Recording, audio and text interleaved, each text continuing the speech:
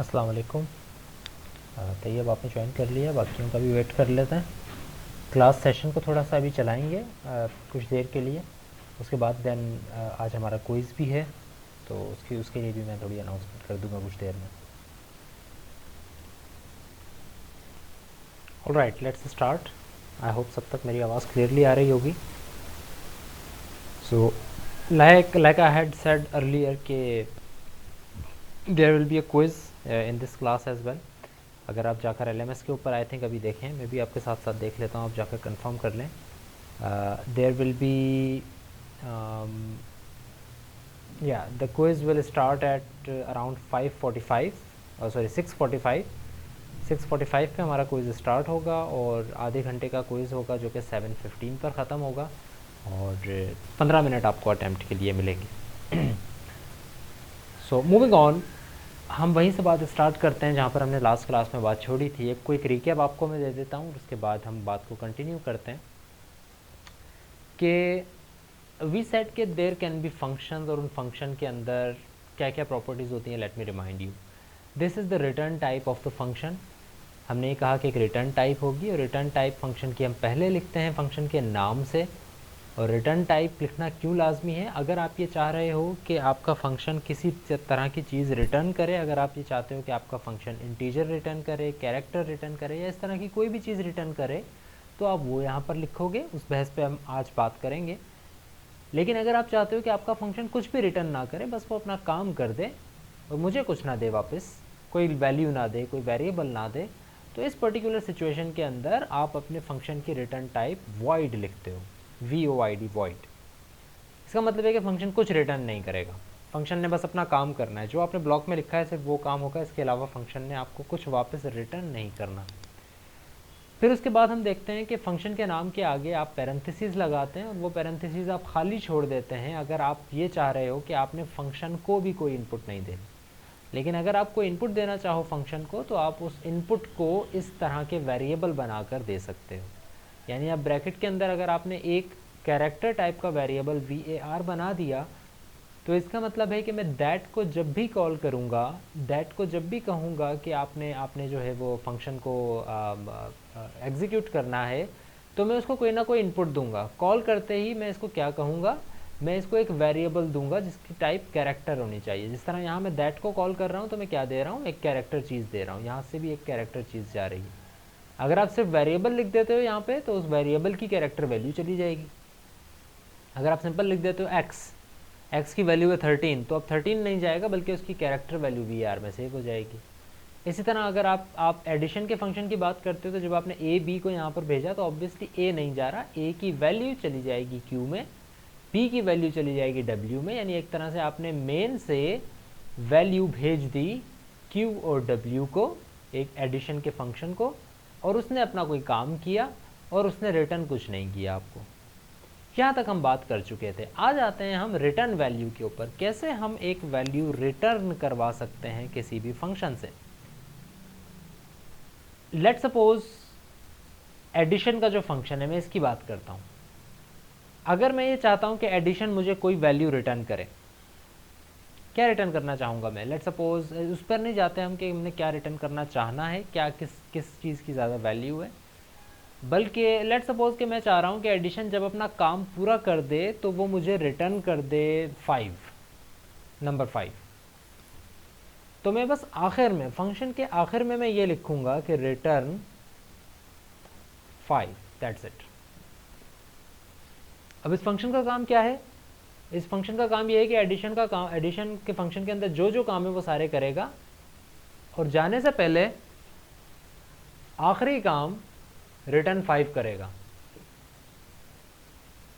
जाने से पहले आखिरी काम इसने क्या करना है, रिटर्न करना है 5।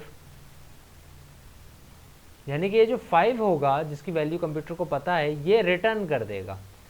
इसी तरह अब इस बात को जहन में रखते हुए, रिटर्न इज अ कीवर्ड, और उसके बाद जो आप रिटर्न करवाना चाहें आप कह दें। अगर मैं कहता हूं ना कि 5 नहीं, Q की वैल्यू रिटर्न कर दें, तो मैं Q लिख दूंगा। अगर मैं कहता हूं Q की वैल्यू नहीं बल्कि W की वैल्यू रिटर्न कर दें, W की वैल्यू रिटर्न हो जाएगी। Excuse me a minute. Okay, so अगर हम ये कहते हैं कि हमें हमें 4 रिटर्न करवाना है, तो मैं रिटर्न w की जगह लिख दूंगा 4, राइट। जो आप रिटर्न करवाना चाहें, रिटर्न का कीवर्ड लिखें RETURN, स्पेस दें, और जो आप रिटर्न करवाना चाह रहे हैं वो लिख दें। बट यहाँ पर एक फ़ायदा, एक पॉइंट रेज होना चाहिए, और वो ये कि ये क्या रिटर्न कर रहा है फंक्शन। आप मुझे बताएं क्या रिटर्न कर रहा है ये फंक्शन। जो आपके जहन में आता है आप बताएं सही जवाब। जो आपको लगता है, बहुत सारी चीज़ें रिटर्न कर रहा है, बहुत सारी तरह की चीज़ें रिटर्न कर रहा है, बट मुझे आप सिर्फ ये बताएं कि ये फंक्शन क्या रिटर्न कर रहा है। राइट, ठीक है, 4 रिटर्न कर रहा है। तो अब हम चले जाते हैं उस चीज़ के ऊपर कि जब हम कह रहे थे कि अगर आप ये चाह रहे हो कि फंक्शन कुछ रिटर्न ना करे तो आप उसकी रिटर्न टाइप क्या रख दोगे, वॉइड। अब मैं आपको नहीं बता रहा हूँ, आप मुझसे आप मुझे बताएं कि अब चूंकि ये रिटर्न कर रहा है 4, तो इसकी रिटर्न टाइप क्या होनी चाहिए। गुड फैसल, इसकी रिटर्न टाइप इंटीजर होनी चाहिए, बिकॉज 4 इज़ एन इंटीजर। ठीक है, बट इट्स नॉट नेसेसरी कि मैं इसकी रिटर्न टाइप इंटीजर ही रखूँ, लेकिन इट्स गुड मैं इंटीजर रखता हूँ, because I am returning N integer. मैं एक इंटीजर रिटर्न करवाना चाह रहा हूँ, इस वजह से मैं इसकी रिटर्न टाइप इंटीजर रख दूंगा। अब ये फंक्शन बिल्कुल सही है, ठीक है, ये फंक्शन भी उसी तरह काम करेगा, लेकिन जब आप इस फंक्शन को कॉल कर रहे हो तो इसने कोई ना कोई वैल्यू रिटर्न की है। फॉर एग्जाम्पल, मैं इनसाइड एडिशन ये प्रिंट नहीं करवाता, बल्कि एक वेरिएबल बनाता हूँ कि इंट सम वी कर देते हैं, v equal to q plus W, और रिटर्न v। इसका नाम है, इस फंक्शन का नाम है एडिशन। इसने ऐड करना है q और w को, और इसका काम क्या है, ये चीज़ तो खैर प्रिंट कर रहा है इनसाइड एडिशन। इसका काम ये है कि q और w में जो भी वैल्यू आए ना, ये वैल्यू कहाँ से आएंगी, जब इस फंक्शन को कॉल किया जाएगा। जब इस फंक्शन को कॉल किया जाएगा तो आप इसके सामने ये वैल्यूज़ दोगे कि आपको इस फंक्शन में एज ए इनपुट क्या भेजना है। तो आप एज ए इनपुट a और b की वैल्यूज़ भेज रहे हो, what ever that might be, वो q और w में आ जाएंगी। अब इस फंक्शन का काम ये है कि ये प्रिंट करे q और w की जो वैल्यूज़ आई थी जहाँ से, उनको ऐड करे और उनको स्टोर करवा दे v में। और आखिरी काम इसने क्या करना है, रिटर्न v, यानी v की वैल्यू को रिटर्न कर दे। और चूंकि v एक इंटीजर है, इस वजह से मैंने अपनी रिटर्न टाइप भी इंटीजर रखी हुई है। यहाँ तक बात क्लियर है, फॉलो कर रहे हैं, समझ में आ रहा है, येस और नो में बताएं। What is actually happening here, मैं यहाँ पर इस फंक्शन को कॉल करता हूँ एंड आई से एडिशन। थोड़ा सा सिंपल कर देता हूँ मैं इस चीज़ को समझने के लिए, मैं बाकी चीज़ें मिटा रहा हूँ, मैं यूज़र से भी कुछ नहीं ले रहा हूँ। That's it. Start of code भी मैं ज़रा प्रिंट कर देता हूँ।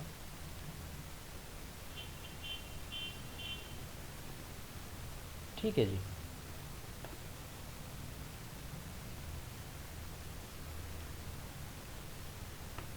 This is where our program is going to run. बाकी सारी चीज़ें, this is start of code, end of code, return 0, this is your main, this is your actual function. इस फंक्शन में अब देखिए, मैं एडिशन, क्या मैं इसको ऐसे कॉल कर सकता हूँ। अव्वल तो यहाँ पर गलती है, और गलती ये है कि आप एक ऐसे फंक्शन को कॉल करना चाह रहे हैं जिसके अंदर कोई भी पैरामीटर नहीं है। लेकिन ऐसा कोई फंक्शन एग्जिस्ट ही नहीं करता जिसका नाम एडिशन हो, उसको फंक्शन कॉल करे और उसको इनपुट कोई ना जाए। ये बात भी ज़रा जहन में रखें कि जिस तरह का फंक्शन है, कॉलिंग भी उसी तरह की होनी चाहिए। अगर मैं इसको चलाता हूँ तो there will be an error कि एडिशन के फंक्शन को वो कैसे कॉल करे, see there is an error. और एरर यही है कि आप एक कैसे फंक्शन को कॉल कर रहे हैं, ये फंक्शन तो एग्जिस्ट ही नहीं करता। क्यों नहीं एग्जिस्ट करता, क्योंकि कोई ऐसा फंक्शन नहीं है जिसका नाम एडिशन हो और वो कोई इनपुट ना ले रहा हो। ऐसा फंक्शन एग्जिस्ट करता है जो एडिशन हो, लेकिन वो इनपुट भी ले रहा है साथ, विच मीन्स आपको इनपुट लाजमी देनी पड़ेगी। तो मैं इसको 2 इनपुट्स दे देता हूँ, कोई भी 2 इनपुट से, मैं कहता हूँ 8 और 6। मैं वेरिएबल भी लिख सकता हूँ, मैं ये भी कह सकता हूँ, अब ज़रा गौर कीजिएगा, मैं ये भी कह सकता हूँ इंट a इक्वल टू 8 और b इक्वल टू 6। और अब मैं यहाँ पे a और b लिख दूँ, अब भी वही काम हो रहा है, बस ये है कि मैंने वैल्यू को एक वेरिएबल में सेव करवा के भेजा है। अगर मैं चाहूँ तो डायरेक्ट भी भेज सकता हूँ, इसमें कोई इशू नहीं है। ठीक है जी। सो एडिशन 8 6, अब होगा क्या, एडिशन का फंक्शन कॉल होगा, 8 चला जाएगा पहले इसमें पैरामीटर में q, 6 चला जाएगा दूसरे पैरामीटर में w, यानी कि अब q की वैल्यू हो गई 6, w की वैल्यू हो गई, सॉरी q की वैल्यू हो गई 8 और w की वैल्यू हो गई 6। अब क्या होता है, फंक्शन स्टार्ट होता है और एक वेरिएबल बनता है v, उसके अंदर q प्लस डब्ल्यू सेव हो जाता है विच इज़ 8 प्लस 6 यानी कि 14 आ जाता है v में, और फिर रिटर्न v जब होता है तो इसका मतलब है 14 रिटर्न हो जाता है, और चूंकि इसकी रिटर्न टाइप भी इंटीजर है तो 14 रिटर्न हो जाता है। अब इशू ये है, जिस तरह यहाँ से मैंने इनपुट दी, इनपुट देने के लिए इनपुट दे दी मैंने, लेकिन इनपुट को लाजमी, आपको ये पता होगा जब हम लास्ट क्लास में ये बात कर रहे थे, we discussed it very deeply, कि जब आप यहाँ से इनपुट भेज रहे हो तो वो इनपुट कैच करने के लिए यहाँ पर कुछ होना चाहिए, वरना वो इनपुट चली जाएगी और बीच में हवा हो जाएगी, कुछ पता ही नहीं लगेगा कहाँ गई। आप जो इनपुट भेज रहे हो उसको कैच करने के लिए यहाँ पर कुछ होना चाहिए।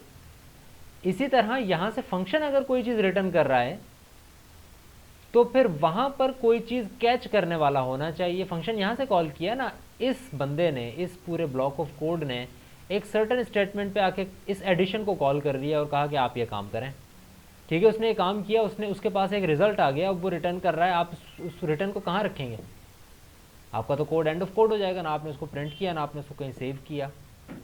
तो in order to catch the returned value of a function, you should just assign the variable that functions call। Catcher नाम रखते हैं इसका, एक वेरिएबल बनाया मैंने कैचर, और इसको इक्वल कर दिया 67 के नहीं, 45 के नहीं, बल्कि इस फंक्शन के। और इसका मतलब ये हुआ कि एक वेरिएबल बनेगा कैचर, उसको क्या असाइन कर दिया जाएगा। यहाँ पे अब थोड़ी सी टिपिकल चीज़ है जो कि आपको समझनी है। मेरे ज़्यादातर स्टूडेंट्स इसको जानते हैं, लेकिन ऐसे स्टूडेंट्स जिनको मैंने प्रोग्रामिंग फंडामेंटल्स नहीं पढ़ाई वो इस सवाल का सही जवाब नहीं दे पाते हैं, उनके कंसेप्ट यहाँ पर क्लियर नहीं होते हैं। तो understand this very very very attentively. Catcher का जो वेरिएबल है इसको क्या असाइन हो रहा है, इसको फंक्शन की रिटर्न्ड वैल्यू असाइन हो रही।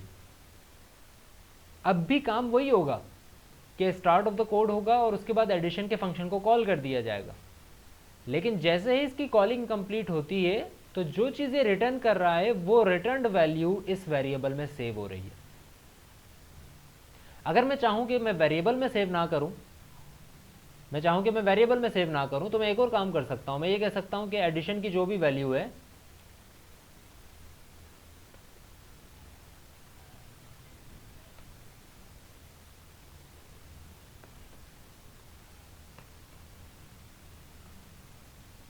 वो प्रिंट हो जाए। अब भी यही होगा, एडिशन का फंक्शन कॉल होगा। ये जो चीज़ मैंने सेलेक्ट की है ना, आप इसको दो नज़र से देखें। एक नज़र तो ये कि ये फंक्शन कॉल है, फंक्शन को कॉल किया जा रहा है कि एडिशन को कॉल किया जाए, उसने जो काम करना है करे। और इसका दूसरा रुख ये है कि ये पूरी सेलेक्टेड चीज़ फंक्शन कॉल के साथ साथ फंक्शन की रिटर्न्ड वैल्यू भी है। अगर आप ये कहते हो कि it is just a function call, तो इसका मतलब है फंक्शन कॉल हो रहा है। अगर आप इसको ये कहते हो कि it is also a function call and it is also the value it is returning, तो अब आप इसको just like any other variable treat करोगे। जैसे कि अगर मैं कहता हूँ कि there is a variable x equal to 76, मैं इसको कैसे ट्रीट कर सकता हूँ? मैं इसको प्रिंट करवा सकता हूँ, मैं इसको प्लस प्लस कर सकता हूँ ना। इसी तरह मैं इस फंक्शन को भी यही काम कर सकता हूँ। मैं इस फंक्शन को प्रिंट करवा सकता हूँ, मैं इस फंक्शन में एडिशन कर सकता हूँ। मैं ये कह सकता हूँ कि से अब मैं प्रिंट नहीं करवा रहा इस दफ़ा, मैं ये कह रहा हूँ कि integer x equal to 76 plus this.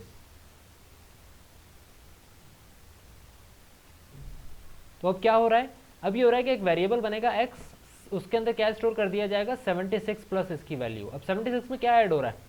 76 में तो फंक्शन कॉल ऐड हो रही है। तो it's not just a function call, ये फंक्शन को कॉल करेगा और जो वैल्यू रिटर्न होगी एक्चुअली ये वो वैल्यू है, उसको ऐड कर देगा ये 76 में। तो इट्स वेरी बेटर कि अगर आपका फंक्शन कुछ रिटर्न कर रहा है तो you should make a variable and assign that returned value to that variable, provided कि दोनों की डेटा टाइप सेम होनी चाहिए। ऐसा नहीं है कि इंटीजर रिटर्न हो रहा है और यहाँ पर आप स्ट्रिंग में उसको कैच कर रहे हो, right. So now this is a perfect call to a function which is actually returning something. एक बात मैं आपको बताता चलूँ, एक फंक्शन एक ही वैल्यू रिटर्न कर सकता है, एक से ज़्यादा नहीं रिटर्न कर सकता। जिस तरह ये इनपुट एक से ज़्यादा ले सकता है ना, एक से ज़्यादा इनपुट आ सकती हैं, एक इनपुट दूसरी इनपुट, इसके अलावा और आर्ग्यूमेंट्स भी आ सकता है, पैरामीटर्स भी आ सकता है। रिटर्न ये सिर्फ एक ही कर सकता है। मैं ऐसा नहीं कर सकता, मैं इसको कहूँ कि यार रिटर्न v भी करो और फिर रिटर्न q भी करो, ऐसा नहीं। क्यों? क्योंकि आप जब कह रहे होते हो ना इसको कि रिटर्न करो ये वैल्यू, तो इसका मतलब है कि वापस चले जाओ और ये इसको दे दो। अब वो वापस थोड़ी आएगा दोबारा आपसे काम करने। आपने उसको एक काम कहा था, उसने वो काम किया और अब वो वापस आ रहा है आपके पास रिजल्ट लेके। तो रिजल्ट सिर्फ एक ही दफ़ा देगा, वो ये नहीं है कि आपके पास बार बार चक्कर लगाता रहेगा कि अब दोबारा आ गया हूँ, अब एक चीज़ ये पकड़े मैं दूसरी लेकर आता हूँ। ऐसा नहीं है। रिटर्न हमेशा सिर्फ एक ही वैल्यू हो सकती है फंक्शन से, एक से ज़्यादा नहीं हो सकती। ये बात अपने जहन में बिठा लें। फंक्शन से सिर्फ एक ही वैल्यू आप रिटर्न कर सकते हैं, एक से ज़्यादा वैल्यू आप रिटर्न नहीं कर सकते। अगर ऐसी कंडीशन है कि आपको लगता है एक से ज़्यादा वैल्यूज़ रिटर्न करवानी पड़ेंगी, तो आपको कुछ थोड़ा सा ऐसा अपने कोडिंग में चेंज करनी पड़ेगी। आपको एक से ज़्यादा फंक्शंस लिखने पड़ेंगे, एक से ज़्यादा उसको दफ़ा कॉल करना पड़ेगा, कुछ ऐसी चीज़ें आपको करनी पड़ेंगी जिससे आप एक से ज़्यादा दफ़ा उससे एक ही चीज़ रिटर्न करवा सकते हो या थोड़ी चेंजेस के साथ। लेकिन एक रनिंग में फंक्शन एक ही वैल्यू रिटर्न कर सकता है, एक से ज़्यादा वैल्यू रिटर्न नहीं कर सकता। रिटर्न बी इसका मतलब है that's it, program is ended. ठीक है। अब एक और चीज़ पर आते हैं, और वो ये कि अच्छा रिटर्न टाइप कुछ भी हो सकती है, इंटीजर भी हो सकती है, कैरेक्टर भी हो सकती है, फ्लोट भी हो सकती है। जिस तरह की चीज़ आप रिटर्न करवाना चाह रहे हैं उस तरह की रिटर्न टाइप। जितने आपके डाटा टाइप्स हैं उतने ही टाइप की आपकी रिटर्न टाइप्स भी हो सकती हैं।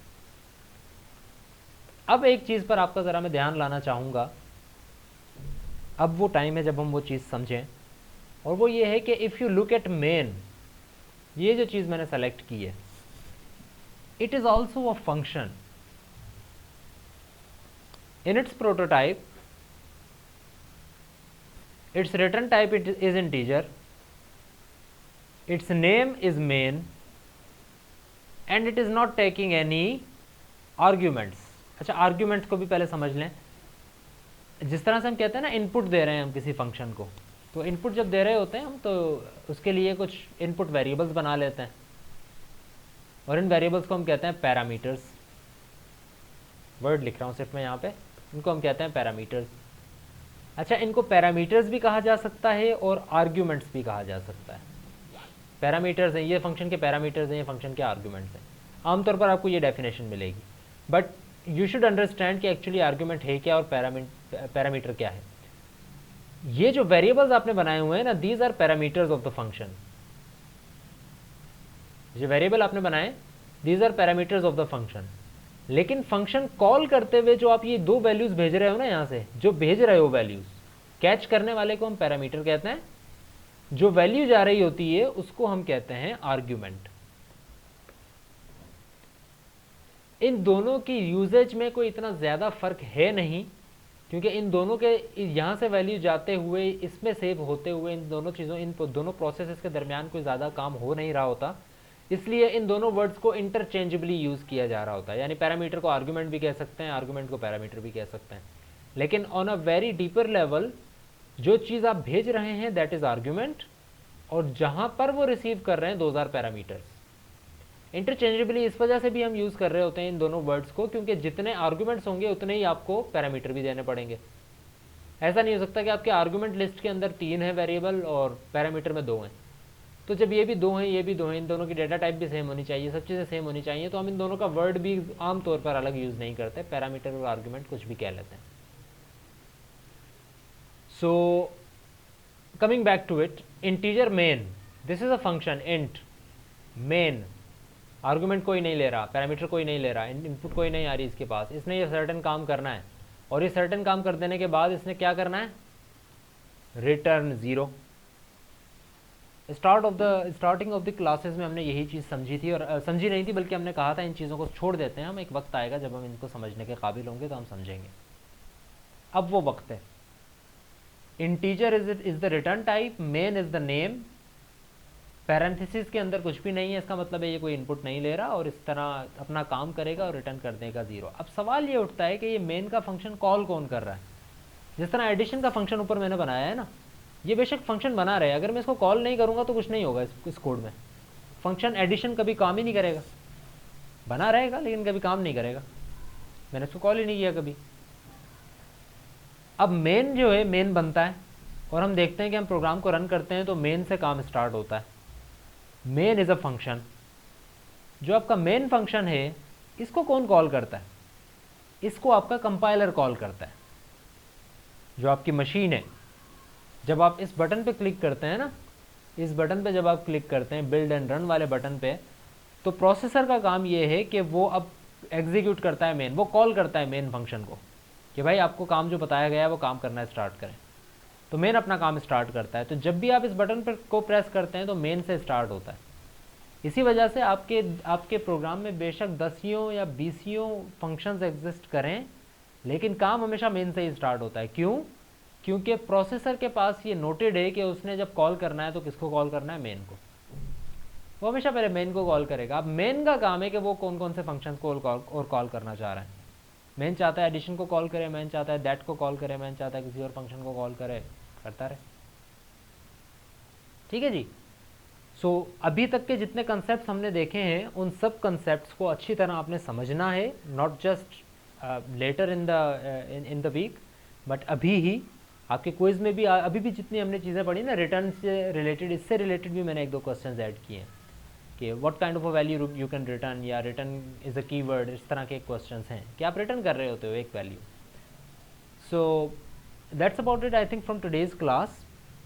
आई am going to end the class now. ज़रा सा वो सुन लें, एजेंडा सुन लें हमारा सारा अपकमिंग चीज़ों का। वो ये है कि आपका क्विज़ स्टार्ट होगा 6:45 पे, जिसमें 15 मिनट रह गए हैं, से 20 मिनट, बाकी 10-15 मिनट मैं आप लोगों को दे रहा हूँ ताकि आप उसकी प्रिपरेशन कर सकें, अपने अपने सिस्टम को देख सकें, इलेक्ट्रिसिटी इश्यूज़ और इस तरह की चीज़ों को थोड़ा देख लें। 6:45 पे आपका क्विज़ स्टार्ट होगा, 7:15 पे आपका क्विज़ एंड हो जाएगा। ये जो आधा घंटा होगा इसमें कोई भी 15 मिनट आप जो है वो अवेल कर सकते हैं।